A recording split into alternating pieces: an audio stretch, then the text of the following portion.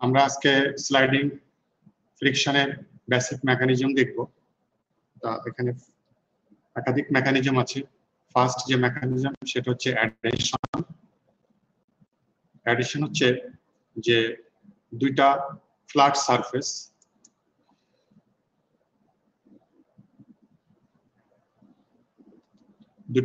Surface যখন তারা কন্ট্যাক্টে আছে, এখানে মাঝখানে দুটো ফ্ল্যাট সারফেসের মাঝখানে কিছু গ্যাপ দেখানো হয়েছে। এটা হাই ম্যাগনিফিকেশনে রিয়েল অবস্থাটাকে বোঝানো হয়েছে, কিন্তু আমরা যখন দেখব তখন এই ইরেগুলার সারফেস, আনইভেন জিওমেট্রি, এগুলো আমরা বুঝতে পারবো না। আমরা এটাকে একটা ফ্ল্যাট সারফেসের সাথে উপর দিয়ে আরেকটা ফ্ল্যাট সারফেস যাচ্ছে এইভাবেই দেখতে পাবো। তা এখানে হচ্ছে কি যে এইগুলোকে অ্যাসপেরিটি বলা হয়। এই যে ইরেগুলার সারফেস এগুলোকে অ্যাসপেরিটি। এই জায়গাটা হচ্ছে অ্যাসপেরিটির ভ্যালি, এটা হচ্ছে অ্যাসপেরিটি টিপ। রিয়েল কন্ট্যাক্টটা থাকে কোথায়? অ্যাসপেরিটি টিপের কাছে যে থাকে, অ্যাসপেরিটি টিপে রিয়েল কন্ট্যাক্টটা থাকে, আর বাকি জায়গাটা গ্যাপ থেকে যায়। ওখানে অন্য কোনো লুব্রিক্যান্ট, এয়ার, ওয়াটার অনেক কিছু থাকতে পারে। যাও এই জায়গাটায় কিছু নাই, মেটাল কন্ট্যাক্ট কোথায়? অ্যাসপেরিটি কন্ট্যাক্টে, এবং এটা ডিসক্রিট, বিক্ষিপ্ত ভাবে, এখানে একটু অন্য এই জায়গায় আবার আছে, এই জায়গায় আবার আছে।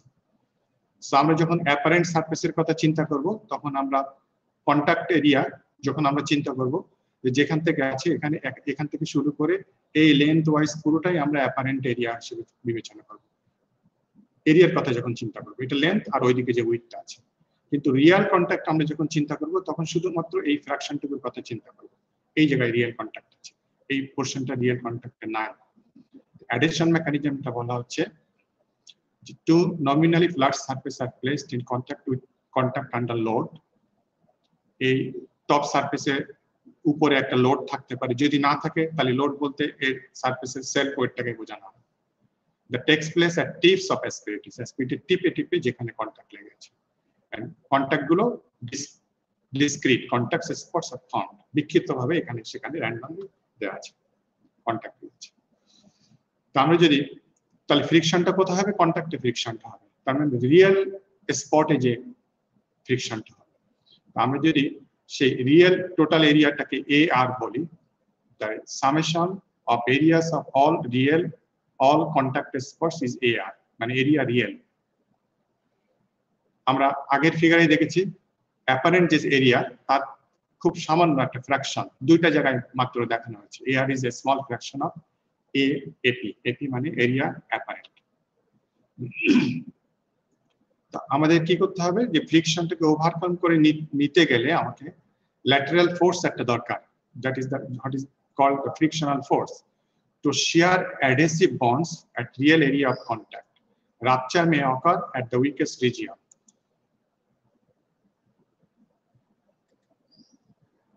আমার সারফেসটা এরকম আছে,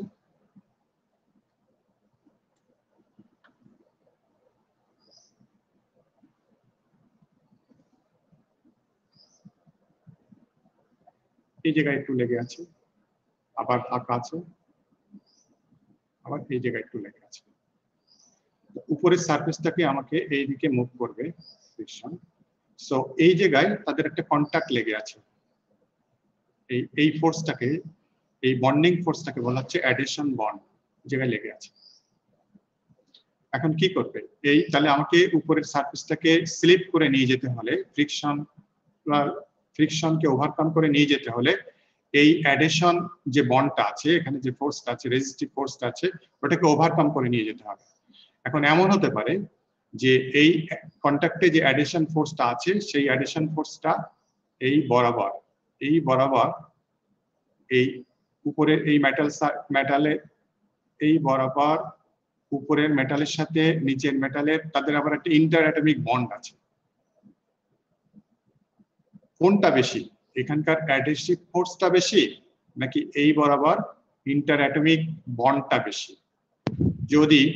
যদি কিনা অ্যাডহেসিভ ফোর্সটা বেশি হয়, বড় হয়, তাহলে হবে কি, যখনই ওই অ্যাডহেসিভ ফোর্সের থেকে বড় একটা ফোর্স অ্যাপ্লাই করতে হবে এটাকে সরানোর জন্য, তখন এখান থেকে সে ছুটে না যে এই বরাবর এটা কি হয়ে যাবে? টিয়ার আউট হয়ে যাবে। সো এই পার্টিকেলটা নিচের মেটাল থেকে এই পার্টিকেলটা সরে যাবে, সরে যে সে আলাদা লুজ পার্টিকেল হিসেবে এখানে এসে জমা হবে। সো এখান থেকে সে ছুটবে না, ছুটবে হচ্ছে এখান থেকে। তার মানে একটু পরে এই মেটালের এই পোর্শনটা এখানে চলে আসছে, এই জায়গাটা উপরের সারফেসটা এখানে চলে আসছে, এবং সে উপরের সারফেসের সাথে নিচের মেটালের এই পোর্শনটুকু কেটে নিয়ে এসছে এই জায়গায়। সো এই জায়গায় অ্যাডহেসিভ বন্ডটা বেশি, এই জায়গাটা ছিঁড়ে নেই, না সরে যায়নি, না সরে যে এই জায়গার মেটাল বন্ডটা উইকার বলে মেটালটাকে ছিঁড়ে নিয়ে এসে এর সঙ্গে লেগে আছে। তো যখন এরকম ঘটনাটা ঘটবে তখন এটাকে আমরা এই যে মানে আমরা পড়াচ্ছি অ্যাডেশন মেকানিজম, তখন এটাকে অ্যাডেশন মেকানিজম বলবো না, এটা কি হলো মেটালের প্লাস্টিক ডিফর্মেশন হলো, মানে নিচের মেটালের জিওমেট্রি চেঞ্জ হয়ে গেল, প্লাস্টিক্যালি সে রিমুভ হয়ে গেল, তখন এই মেকানিজমটাকে বলবো আমরা হচ্ছে ডিফর্মেশন। 2 নম্বর মেকানিজম ডিফর্মেশন। এটা বলছে ডিফর্মেশন মেকানিজম, তখন এটাকে বলবো। আর অ্যাডিশন কোনটাকে বলবো? অ্যাডিশন বলবো যদি এই ফোর্সটা এই মেটাল বন্ডের থেকে উইক হয়, তখন কি হবে? তখন এটা ছুটে যাবে। তার মানে তখন এর পরে এই পরের মুহূর্তটা হবে এই, আর নিচে এটা নাই, নিচে এটা নাই, এটা নাই, ওই মেটালটা এখানেই লেগে আছে, এই জায়গাটা উইক বলে এই জায়গাটা ছুটে গেছে, তখন ওই মেকানিজমটাকে বলা হয় অ্যাডিশন মেকানিজম। তাই এখানে বলা হচ্ছে ল্যাটেরাল ফোর্স ইজ রিকোয়ার্ড, একটা ফোর্স ল্যাটেরাল ফোর্স দরকার হবে টু শেয়ার অ্যাডহেসিভ বন্ডস, এই অ্যাডহেসিভ বন্ড যেটা আছে সেটাকে ছুটিয়ে নিয়ে যেতে at real area of contact, ওই কন্ট্যাক্টে রিয়েল এরিয়া। কিন্তু যদি এমন হয় যে নিচের বন্ড মেটাল বন্ড এই লাইন বরাবর উইক হয়ে যায়, রাপচার মে অকার, তখন উইকেস্ট রিজিয়নে, এটা উইকেস্ট রিজিয়নে রাপচার হয়ে যেতে পারে, তখন এই মেকানিজমটা হয়ে যাবে ডিফর্মেশন মেকানিজম। ডিফর্মেশন মেকানিজমের 2টা পার্ট আছে, তখন এই ডিফর্মেশন মেকানিজমের ওইটাকে বলা হয় মাইক্রোস্কোপিক। আমরা পরে 2-1টা স্লাইড পরে যে আমরা এটা দেখব, ওইটাকে ডিফর্মেশন মেকানিজমের বলা হয় মাইক্রোস্কোপিক।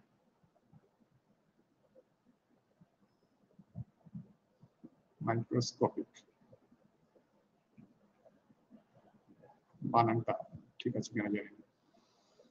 আর যদি এইটা ম্যাটেরিয়ালটা ছুটে না যায়, তখন এটাকে হয়ে যাবে আমাদের অ্যাডিশন মেকানিজম।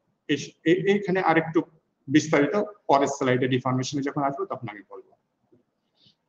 যাই হোক, আমরা এখানে ধরবো যে নিচেরটা যাবে না, উপরেরটাই ছুটে যাবে, কারণ আমরা অ্যাডিশন মেকানিজম বলছি, অথবা অ্যাডিশন মেকানিজমের দিকে আসছি। ফ্রম অ্যাডিশন থিওরি ওই ফোর্সটা কত হবে? Frictional force for dry contact, এখানে ইন বিটুইন আর কিছু নাই, মেটালই লেগে আছে, সেই জন্য এটা ড্রাই কন্টাক্ট। এটা হচ্ছে ফোর্স সমান ওই area into tau A. Tau A হচ্ছে average shear strength of dry contact, shear strength. Tau A এর ইউনিট হচ্ছে নিউটন পার মিলিমিটার স্কয়ার হতে পারে। সো তাকে যখন এরিয়া মিলিমিটার স্কয়ার দিয়ে ভাগ দিব, মিলিমিটার স্কয়ার ইনটু নিউটন পার মিলিমিটার স্কয়ার, মিলিমিটার কেটে যে নিউটন হবে, which is the unit of force. So F is সমান AR into tau A. Tau A হচ্ছে average shear strength of dry contact. এখন ওই ড্রাই, এই জায়গাটা যে বলা হচ্ছে ড্রাইটা যে সবসময় ড্রাই হবে এমন কোনো কথা নেই। হয়তো এই কন্ট্যাক্টটা ড্রাই আছে, কিন্তু এই কন্ট্যাক্টটা মেটালের ভিতরে একটু লিকুইড লেগে আছে, ওয়াটার লেগে থাকতে পারে, বা অন্য কিছু কোনো লুব্রিক্যান্ট লেগে থাকতে পারে। যখন আমরা মেটালিক পার্টস এরকম মুভ করাই, একটা মেটালিক পার্টস আরেকটা মেটালিক পার্টসের উপর দিয়ে মুভ করাই কোনো মেকানিক্যাল ডিভাইসে, তখন কি করি আমরা ইজিলি মুভ করানোর জন্য এই জায়গায় লুব্রিক্যান্ট দিয়ে দিই। ফলে নট নেসেসারিলি ট্রু যে এটা সবসময় ড্রাই হবে। সো আমরা লুব্রিক্যান্ট যখন দিয়েছি তখন কিছু জায়গায় লুব্রিক্যান্ট থাকবে, কিছু জায়গায় লুব্রিক্যান্ট নাও থাকতে পারে। সো ইন রিয়েল সিচুয়েশন মানে ডবল মানে ভিন্নধর্মী কন্ট্যাক্ট হয়, এক জায়গায় ড্রাই কন্ট্যাক্ট হয় আর এক জায়গায় হয় তোমার fluid contact, not dry contact.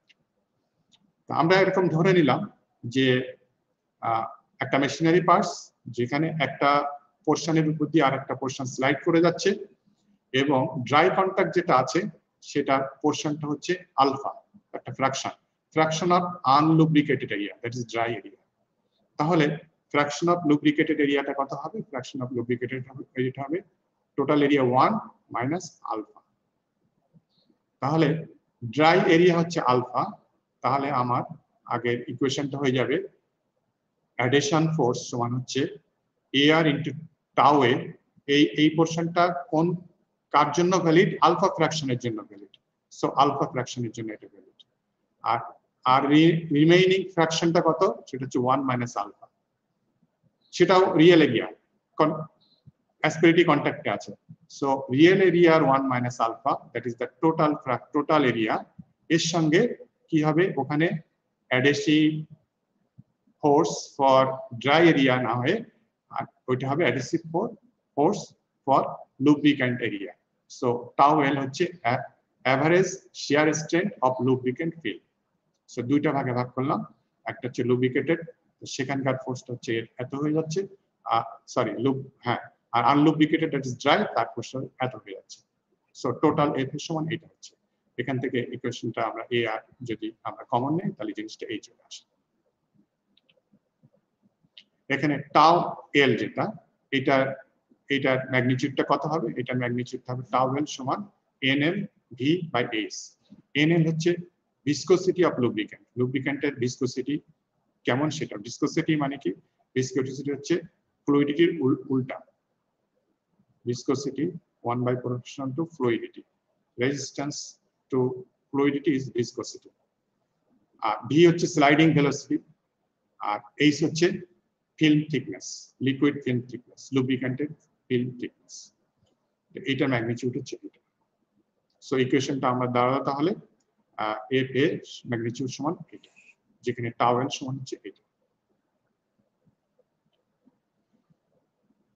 এখন কোএফিসিয়েন্ট, আমাদের ফ্রিকশনের ভ্যালু জানা দরকার। কোএফিসিয়েন্ট অফ ফ্রিকশন আমরা 1 নম্বর সূত্র থেকে আমরা জানি, কোএফিসিয়েন্ট অফ ফ্রিকশন এফ সমান মিউ ডব্লিউ, ফ্রিকশনের সমান মিউ অ্যাডিশন, আমরা এখানে অ্যাডিশন মেকানিজম পড়ছি, সমান frictional force adhesion divided by W. তো ফ্রিকশনাল ফোর্স হচ্ছে tau A into A R, আর ডব্লিউ হচ্ছে P R into A R. P R হচ্ছে ডব্লিউটাও ফোর্সের মতোই, যার ইউনিট হচ্ছে নিউটন বা ফোর্সের ইউনিট, সেটা হবে মিন প্রেসার গুণ এরিয়া।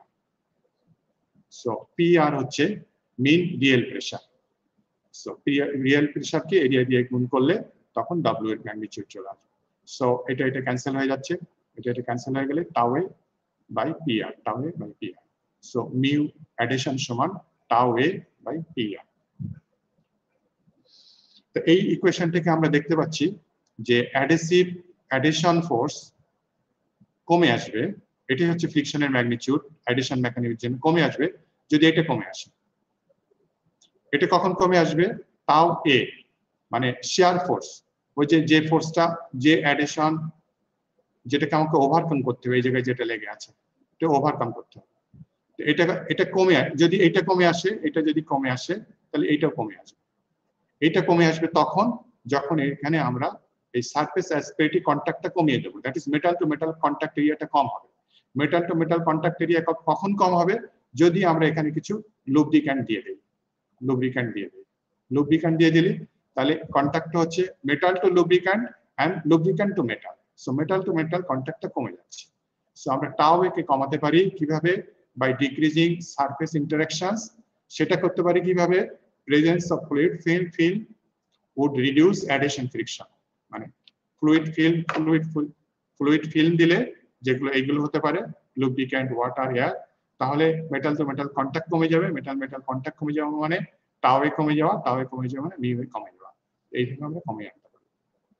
এবং আমরা করতে পারি কি, ইন্টারফেসেস ইন ভ্যাকুয়াম মানে কি, ভ্যাকুয়াম মানে হচ্ছে এগুলোর কিছুই নাই, না আছে এয়ার, কিছুই নাই, তাহলে কি হতে পারে, তাহলে টাউ এর মান অনেক বেশি মানে মিউ অনেক বেশি। সো ভ্যাকুয়ামে would exhibit a strong adhesion and high friction. Vacuum যেখানে কিছুই নাই সেখানে টাউ এ সব থেকে বেশি, মিউ এ সেটাও সব থেকে বেশি। সো 1 নম্বর অ্যাডিশন মেকানিজম গেল। এগুলো হচ্ছে 2 নম্বর ডিফর্মেশন মেকানিজম। ডিফর্মেশন মেকানিজম দুই ধরনের, একটা হচ্ছে মাইক্রোস্কোপিক, একটা হচ্ছে ম্যাক্রোস্কোপিক। ডিফর্মেশনটার মানে হচ্ছে প্লাস্টিক ডিফর্মেশন, মানে অ্যাডিশনে যেটা বলেছিলাম যে এটা মেটাল কন্ট্যাক্ট আছে আর এখানে অ্যাসপিরিটি কন্ট্যাক্টে লেগে আছে, সো উপরেরটা সরে যাবে, এখান থেকে ডিটাচ হয়ে যাবে। সো একটু পরের অবস্থানটা হচ্ছে নিচেরটা সে এখানেই আছে আর উপরেরটা এরকম চলে গেছে, সো এখান থেকে সে একটু সরে গেছে, কিছুই হয়নি, নো প্লাস্টিক ডিফর্মেশন। কিন্তু ওখানে আমি যেটা বোঝাচ্ছিলাম, যদি প্লাস্টিক ডিফর্মেশন হয়, যদি এখানে অ্যাডিশন ফোর্সটা অনেক বেশি হয় দেন দিস ফোর্স, দিস ফোর্স, তাহলে কি হবে, এটা সরে না, এখান থেকে সরে না যে সেটাকে কেটে নিয়ে চলে যাবে, ফলে এই জায়গার অবস্থাটা কি হবে, এখানে একটা কন্ট্যাক্টটা লেগে আছে, আর এটা হচ্ছে কি এখান থেকে নাই, এই জায়গাটা নাই। ফিগারটা বোঝা যাচ্ছে, বোঝা যাচ্ছে figure? Yes, sir. Yes, sir. So এইটা কেটে যে এখানে এই জায়গায় চলে গেছে। So this is the plastic deformation. তখন এই মেকানিজমটাকে আমরা রেডিয়েশন বলবো না, একটু আগে আমি বলেছি এটাকে বলবো deformation. Deformation which one, microscopic not macroscopic, এটাকে বলবো। এখন এখানে আমি একটু আগে যেটা বলছিলাম যে ওখানে যে আমি একটু বিস্তারিত বলবো, বিস্তারিত কথাটা হচ্ছে এরকম, এই মেটালটা কত নিচ থেকে ছিঁড়বে, এইটার আমি একটা নিউমেরিক্যাল ভ্যালু ধরে নেই, এখানে যে অ্যাডহেসিভ যে ফোর্সটা আছে সেটার নিউমেরিক্যাল ভ্যালু আমি ধরে নিলাম একটা হাইপোথেটিক্যাল ভ্যালু, সেটার মানটা আমি ধরে নিলাম 5, সেটার মানটা আমি ধরে নিলাম 5। তাহলে এখান থেকে ছিঁড়ে যদি যায়, আমি মাইক্রোস্কোপিক কথা চিন্তা করছি, তাহলে এর ম্যাগনিটিউডটা কত হতে পারে, এই লেন্থ বরাবর metal to metal bond strength 5 or greater than 5 or less than 5 কত হতে হবে, যদি এই বরাবর ছিঁড়তে হয় কত হতে হবে এই জায়গায়, Less than 5. less than 5, 4 ধরলাম, আরো কম ধরি, সো 2 ধরি, 2।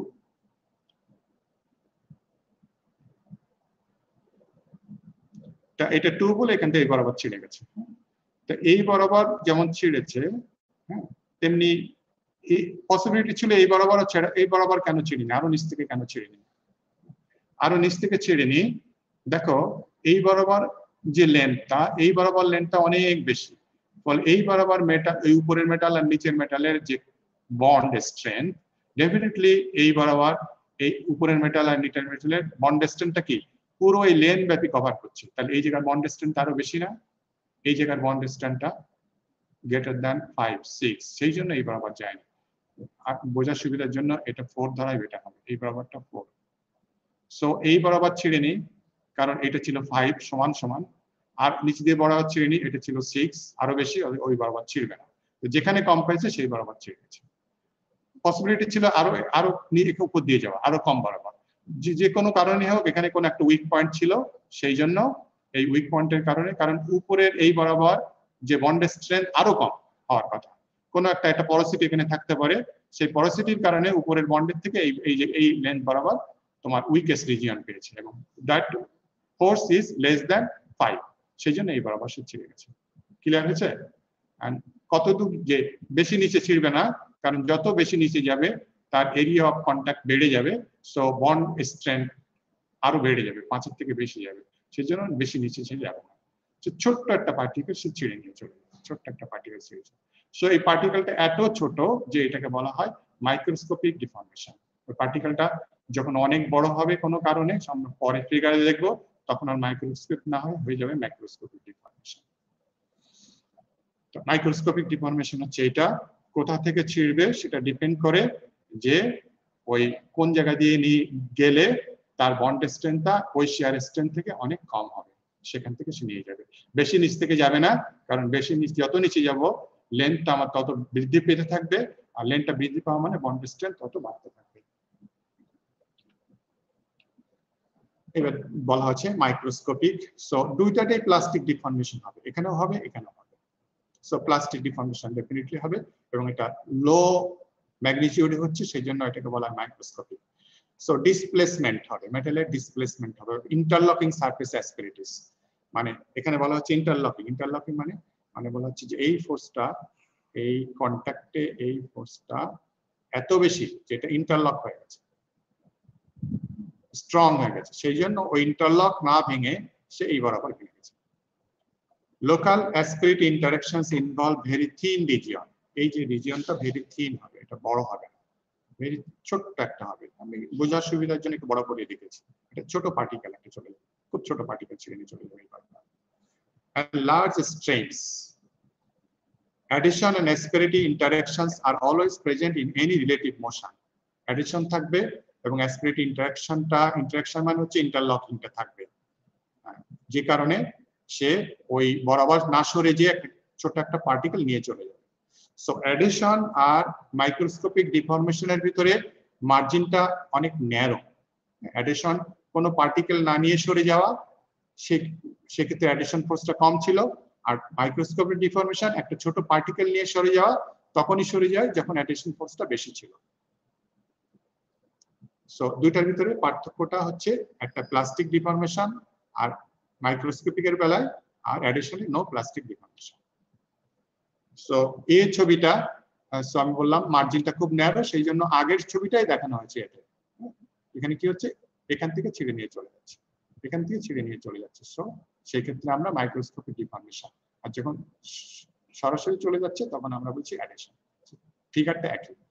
ম্যাক্রোস্কোপিক ডিফরমেশনটা কি হয়? ম্যাক্রোস্কোপিক ডিফরমেশনটা হচ্ছে এরকম, যে অ্যাসপিরেটি কন্টাক্ট না, কন্টাক্ট হচ্ছে এরকম, অনেক বেশি কন্টাক্ট আছে, অ্যাসপিরেটি কন্টাক্ট, টিপ টিপ কন্টাক্ট না। এখন এইটা যদি হার্ড আর হয়, এটা হার্ড ধরে নিলাম আর এটা সফট ধরে নিলাম, তাহলে কি হবে, এই যখন যাবে এই বরাবর নিচের সফট মেটালকে সেই বরাবর টিয়ার আউট করে নিয়ে চলে যাবে। সো এই পরিমাণ লার্জ ভলিউম, লার্জ ভলিউম সে রিমুভ করে নিয়ে যাবে এবং সেটা এখানে ট্র্যাপড হয়ে যাবে, এইসব সামনের দিকে ট্র্যাপড হয়ে যাবে। তো এটাকে বলছে প্লাউইং। প্লাউইং মানে লাঙল চষা। আমরা যারা গ্রামে দেখেছি লাঙল চষা, লাঙলের যে হালটা থাকে, হালটা কি করে, হালের সামনে যে মাটিটা পড়ে যায় সেই পুরো মাটিটাকে সে উঠিয়ে নিয়ে চলে যায়, উঠিয়ে নিয়ে মানে উঠিয়ে দুই পাশে ফেলে দিয়ে সে চলে যায়। তো এইরকমই ব্যাপারটা, সে যখন যাবে এই নিচের এই মেটালটাকে সে উঠিয়ে নিয়ে সে দুই পাশে ফেলে দেবে অথবা সামনে ফেলে দেবে, দুটোই হতে পারে। সামনের গ্রুপে সে ঘুরতে ঘুরতে চলে যাবে ম্যাটেরিয়াল, অথবা দুই পাশে ফেলে দেবে, দুটোই হতে পারে। আর উপরটা যদি সফট হতো তাহলে কি হতো, নিচেরটা যদি হার্ড হতো তখন সে এই বরাবর কেটে যেত, উপরের এই টিপ বরাবর কেটে যেত, এই বরাবর ছিল। সো এই টিপটা থেকে যেত, উপরের অংশটাকে কেটে যেত।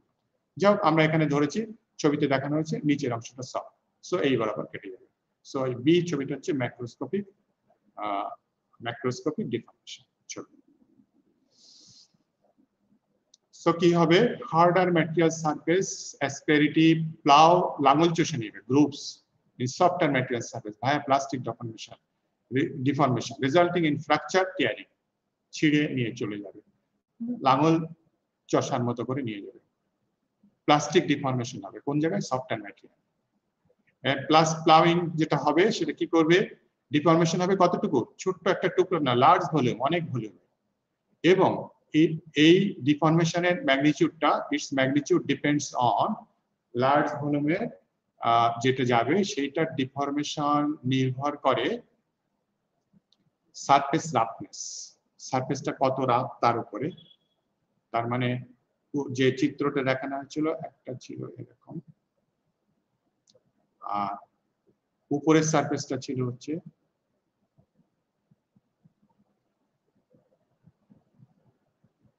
এরকম সামনে,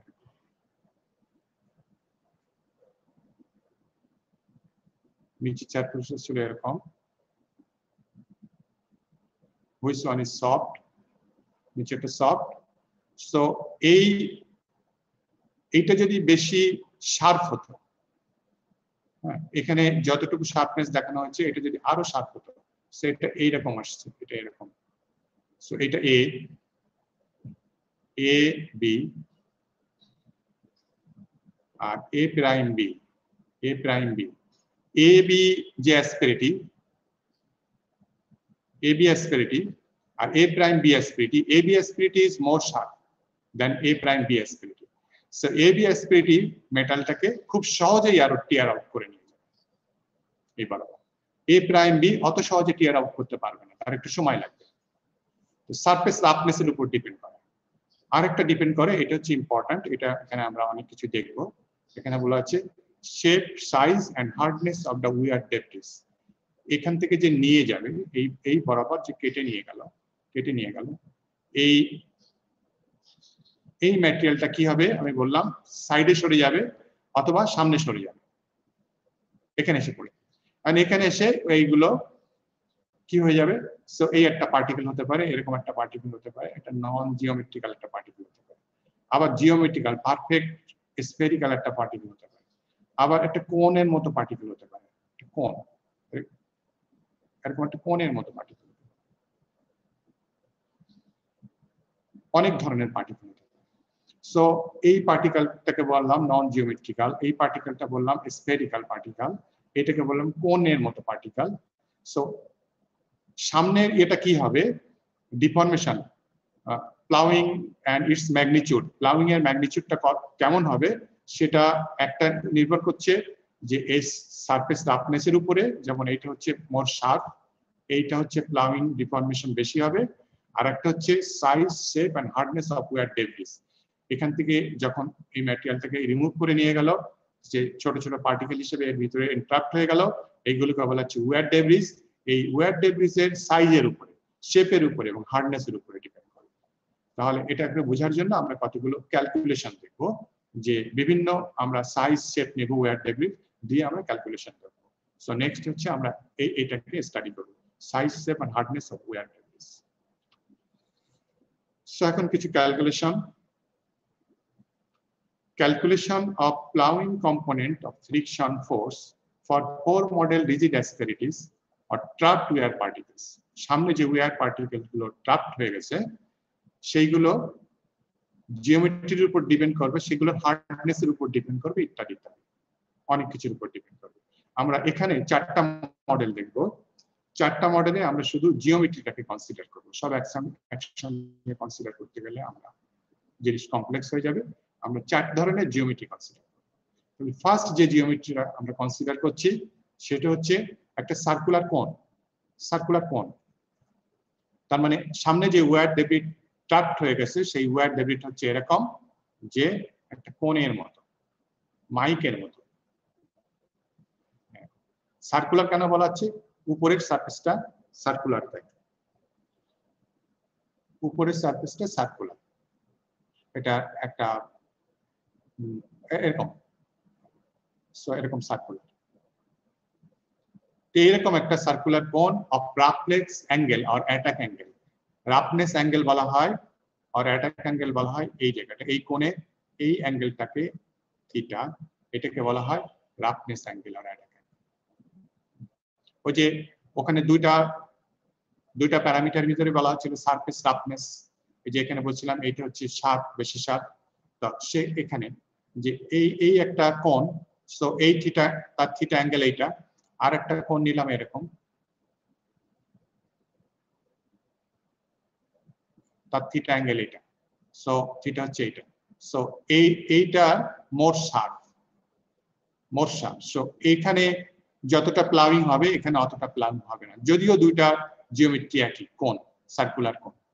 সো দুটা বিবেচনায় আসছে এখানে, একটা হচ্ছে শার্পনেসটা কেমন, সারফেস রাফনেসটা কেমন, সো থিটাটা কেমন, থিটার ম্যাগনিটিউডটা কেমন, থিটা যত বেশি হচ্ছে তত সারফেস রাফনেসটা তত বেশি বোঝানো হয়। আর এখানে শেপটা আমরা বিবেচনা করছি, শেপটা হচ্ছে কোণ আকার। So attack angle theta placed into a software body during sliding only the front surface of the asperity is in contact with the softer body. এটা পরে আমাদের ফিগারে আমরা বুঝতে পারবো। আমরা ফিগারটা একটু দেখে আসি।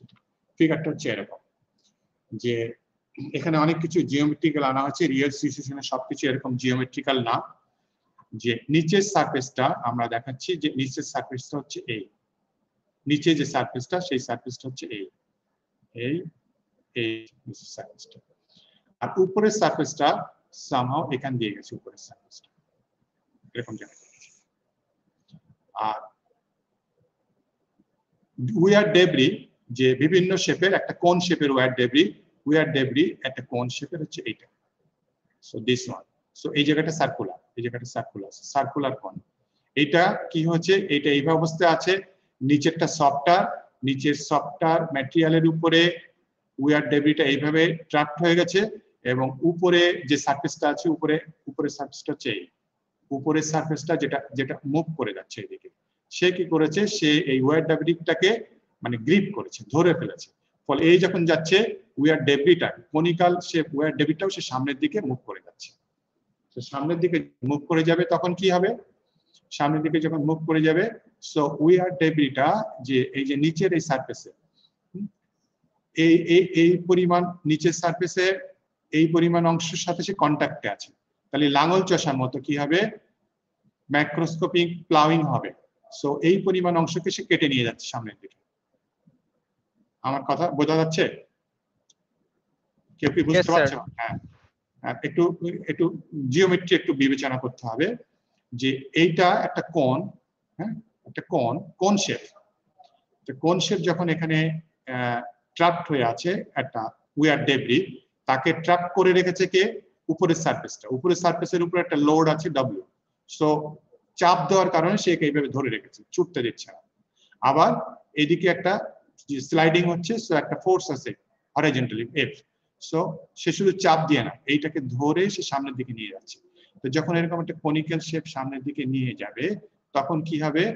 এই পরিমাণ, এই পোর্শনটা নিচের সারফেসে, এই পোর্শনটা সে ছিটতে বা মেটালকে প্লাউইং করতে করতে নিয়ে যাচ্ছে, এবং এই মেটালকে পাশে সরিয়ে যাচ্ছে, এই ফ্রন্টে ব্যাকে অথবা সামনে এইদিকে ছড়িয়ে যাচ্ছে। একটু আগে এটার অবস্থান কোথায় ছিল? একটু আগে এটার অবস্থান ছিল এই জায়গায়, এই জায়গায় ছিল, তাই না? একটু আগে এটার অবস্থান ছিল এই জায়গায়, এবং এই জায়গার মেটালটা, এই জায়গার মেটালটা এই পর্যন্ত ছিল, তাই না? সো এই জায়গার মেটালটাকে সে সরিয়ে নিয়েছে অলরেডি, সরিয়ে নিয়ে আবার কিছু ডেব্রি তৈরি করেছে। এখন এই জায়গায় আর একটু পরে যে কি হবে, এই কোণটা এখানে চলে আসবে। আমি আরো সামনে নিয়ে যাই, ওই ফিগারের সাথে যে এই কোণটা এখানে চলে আসবে, এবং এই নিচের এই মেটালের পোর্শনটা কি হবে? নিচের এই মেটালের পোর্শনটা এই জায়গায় চলে আসবে, তাই না? বোঝা গেছে? একটু আগে কোণের অবস্থানটা এখানে ছিল, একটু পরে কোণের অবস্থানটা এখানে আসবে, নিচের মেটালের পোর্শনটা এই জায়গায় চলে যাবে, তাই না? ঠিক আছে? হ্যাঁ, এখন একটু ফ্রি বডি ডায়াগ্রাম চিন্তা করতে হবে। ফ্রি বডি ডায়াগ্রামটা হচ্ছে যে, এখন আমার কোশ্চেন যে এই কোণটা কেন আরেকটু নিচে আসেনি? কেন এই পর্যন্ত আসেনি? এই পর্যন্ত কেন এসছে? কে বলতে পারবে অ্যান্সারটা? বা কখন আরেকটু নিচে আসতো? কোন অবস্থায় আরেকটু নিচে আসতো? বোঝাতে পারছি কোশ্চেন? আমি বলছি যে এখানে এই যে মেটালের ডেপথ দেখানো হয়েছে, কি পরিমাণ কাটছে? ডি ডেপথে কাটছে। তা ডি ডেপথ আরেকটু বড় হতে পারতো, আরেকটু ছোট হতে পারতো, কেন এই ডি ডেপথ হলো? Why not further than D depth, further more than D? হ্যাঁ বলো। এটা কি লোডের সাথে রিলেটেড? রাইট, লোডের সাথে রিলেটেড। এই লোডটা যদি আরো বেশি হতো, তাহলে কি হতো? এটা আরো এই মেটালের ভিতর ঢুকে যেত, হ্যাঁ, ঢুকে যেয়ে এটা এই জায়গায় চলে আসতো। লোডটা যদি আরো কম হতো, তাহলে এখানে না আসে এটা এই জায়গায় চলে আসতো, কিছুটা দুটো ঢুকে থাকবেই, এরকম জায়গায় আসতো। ক্লিয়ার হচ্ছে ব্যাপারটা? সো এই লোডকে, ফ্রি বডি ডায়াগ্রামকে, এই লোডকে ব্যালেন্স করছে যে সে কত নিচে যাবে, এই লোড দিয়ে ব্যালেন্স হয়। এই লোড দিয়ে ব্যালেন্স হয় এটা। এখন তোমার এখানে আমরা যদি ফ্রি বডি ডায়াগ্রাম ড্র করি, এই লোডটাকে কে ব্যালেন্স করছে? এই লোডটাকে ব্যালেন্স করছে হরাইজন্টাল, এই যে গ্রুপটা হচ্ছে, এই গ্রুপটার হরাইজন্টাল প্রজেকশন, অর্থাৎ এই জায়গার প্রজেকশনটা, এই জায়গার যে প্রজেকশনটা আছে। আরেকটু এখানে বলি, যেটা আগের স্লাইডে বলা আছে, একটু চিন্তা করো, এইটা যখন সামনের দিকে যাচ্ছে, নিচের মেটাল সারফেসটা এই কোণের পুরো কোণটা, উপরে এই জায়গাটা কন্ট্যাক্টে নেই, তাই না? কন্ট্যাক্ট আছে এই পর্যন্ত, এখান থেকে এই পর্যন্ত কন্ট্যাক্ট আছে, তাই না? তাই তো? মেটাল সারফেসটা কোণের এখান থেকে ডি ডেপথ পর্যন্ত কন্ট্যাক্টে আছে। এখন কোণের কোণটা কি একটা সার্কুলার না? সার্কুলার না? এরকম না? সামনে সামনে বোঝালে খুব সুন্দর হতো। Yes, sir. এরকম সার্কুলারটা এরকম, এই পুরো পেরিফেরি, সার্কুলার মানে পুরো পেরিফেরি বরাবর কি নিচের মেটালটা কন্ট্যাক্টে আছে? একটু চিন্তা করো তো। না স্যার, শুধুমাত্র অর্ধেক। অর্ধেক। সামনের এইটুকু কন্ট্যাক্টে আছে, আর পিছনের এইটুকু কোনো কন্ট্যাক্টে নাই। একটু বোঝা যায়? সবাইকে বুঝতে পারছো? সবাইকে বুঝতে পারছো? এই মেটালটা সামনের এইটুকু কন্ট্যাক্টে আছে, পিছনের এই পোরশনটুকু কোনো মেটালের কন্ট্যাক্টে নাই। সো মেটালকে যে প্লাউইং করছে, প্লাউইং এর জন্য রেসপন্সিবল হচ্ছে পুরো কোণটা না, প্লাউইং এর জন্য রেসপন্সিবল হচ্ছে সামনের এই কোণটুকু। তার মানে এই কোণটার ব্যাক সাইডের এই পোরশনটুকু যদি না থাকতো, তাহলেও ওই একইভাবে প্লাউইং হয়ে যেত। Do you agree? এগ্রি করো কিনা? হ্যাঁ, জিওমেট্রি থেকে একটু বুঝতে হবে। Yes sir. পিছনের অর্ধেক যদি নাও থাকতো, তাহলেও এই প্লাউইং হয়ে যেত, কারণ মেটালকে প্লাউইং করে নিয়ে যাচ্ছে এই কোণের এখান থেকে এই পোর্শনটুকু, এই অর্ধেক, সেই জন্য এখানে বলা হচ্ছে during sliding only the front surface of the SPT is in contact with the softer body. আজকে এই পর্যন্তই। যাদের একটা ফিগার বুঝলে পরের ফিগার বুঝতে অনেক সুবিধা হবে। যারা বুঝতে পারছো না তারা একটা কোণ নিয়ে একটু চিন্তা করো। একটা কোণ কি হচ্ছে, কোণ নিচের ম্যাটেরিয়ালের ভিতরে এরকম ঢুকে আছে, ঢুকে সে উপরে সফটওয়্যার বডি কোণটাকে সামনের দিকে এগিয়ে নিয়ে যাচ্ছে। সো আমি বললাম নিচের ম্যাটেরিয়ালের কন্ট্যাক্টটা শুধু এই কোণের সামনের ফ্রন্ট পোর্শনের সাথে রিলেটেড, পিছনের পোর্শন একদম খালি আছে। তার মানে পিছনের পোর্শন নাও থাকলে ওইভাবে প্লাগিং করে নিয়ে যেত। এটা একটু নিজেরা বোঝার চেষ্টা করবা। আমি নেক্সট ক্লাসে, কালকের ক্লাসে আমি জিওমেট্রিটা আরো ভালো করে বোঝানোর চেষ্টা করব। Lecture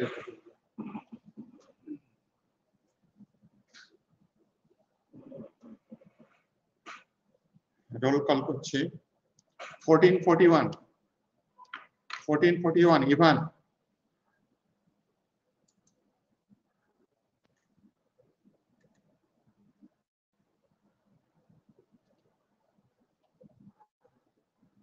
Ivan absent.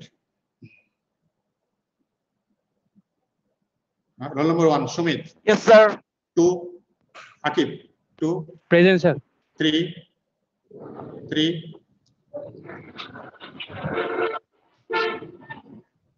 আমি বুঝতে পারছি না, লিখে জানিও। 4, present. কে yes sir বললে? 3 না 4? Sir, roll 3. আচ্ছা 3 present. 4 Abrar. Present, sir. 5, Present, sir. 6, Present, sir. 7, 8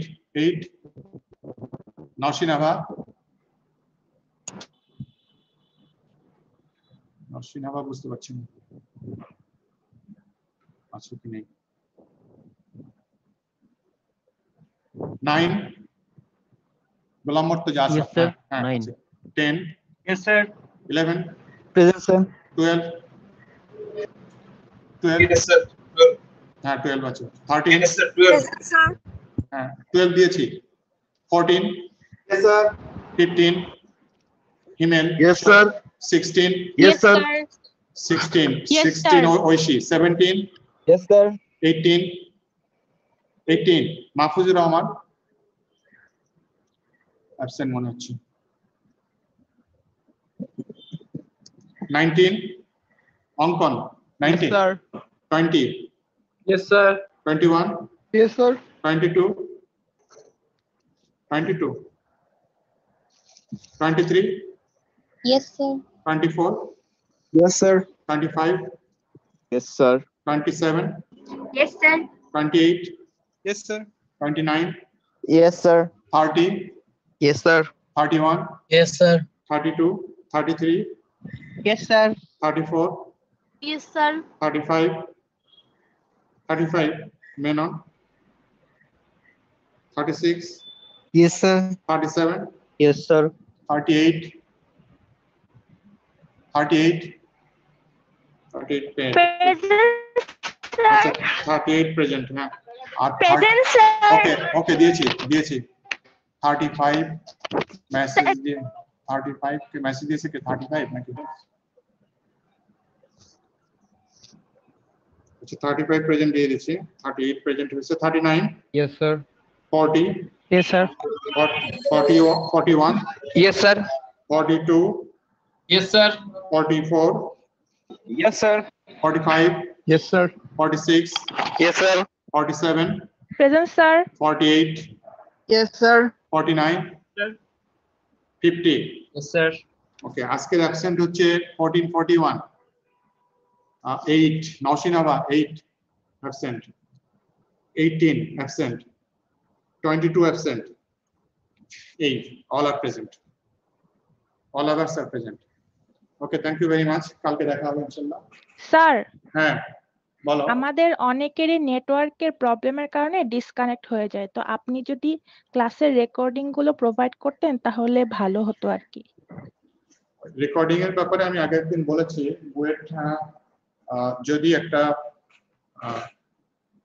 platform দেয় যেটা কনফিডেন্সিয়াল, যেটা আমাদের লেকচার গুলো মানে বাইরে ওপেন হবে না সেই ক্ষেত্রে, এবং বুয়েটের সঙ্গে এরকমই কথা আছে, বুয়েট বিসে একটা স্লট দিয়ে দেবে যেখানে আমরা আপলোড করে দেবো, তখন তোমরা শুধু সেখান থেকে দেখতে পারবা।